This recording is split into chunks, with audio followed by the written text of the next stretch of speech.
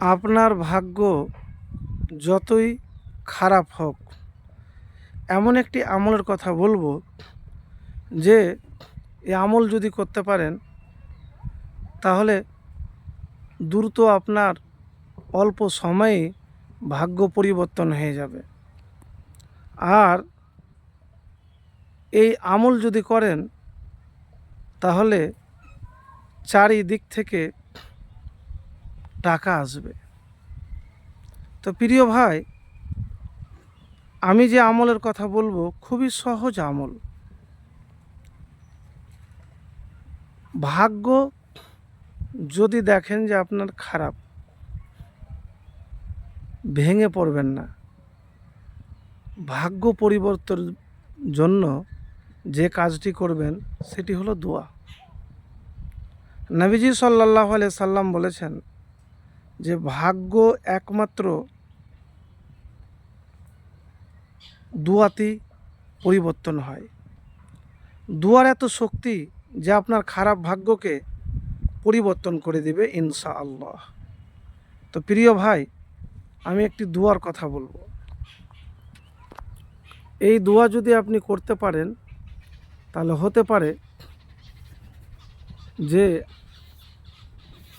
আপনার ভাগ্য দ্রুত পরিবর্তন হয়ে যাবে, আপনার খারাপ তাকদীর বদলে যাবে। শত্রু আপনাকে নিয়ে ঠাট্টা মজাক করে, সেও করতে পারবে না।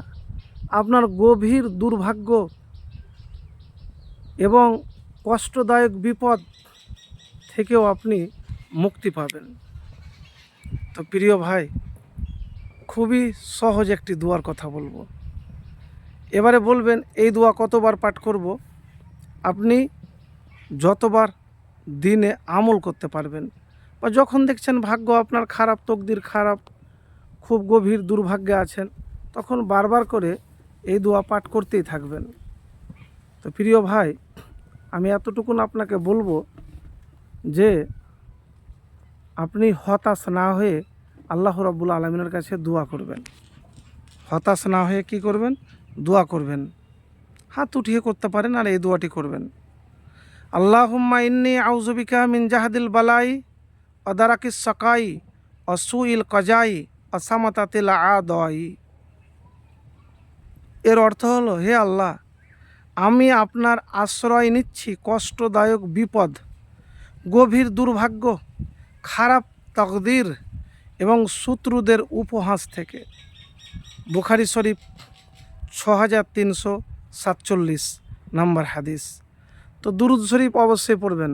দুরুদ না পড়তে গেলে কিন্তু দোয়া কবুল হবে না। তো দুরুদ আপনি অবশ্যই পাঠ করবেন। তো প্রিয় ভাই, যারা ভাবেন মনে যে আমার ভাগ্য খারাপ, তো ভাগ্যকে গালি দিবেন না।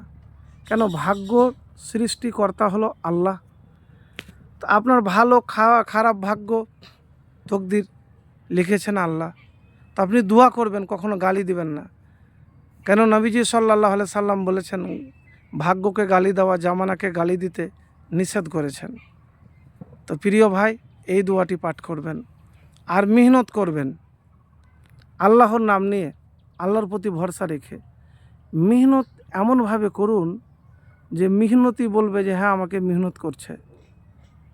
তো মেহনত আপনি করবেন আল্লাহর নাম নিয়ে, আল্লাহর প্রতি ভরসা রেখে। দেখবেন চারিদিক থেকে টাকা পয়সা আসবে।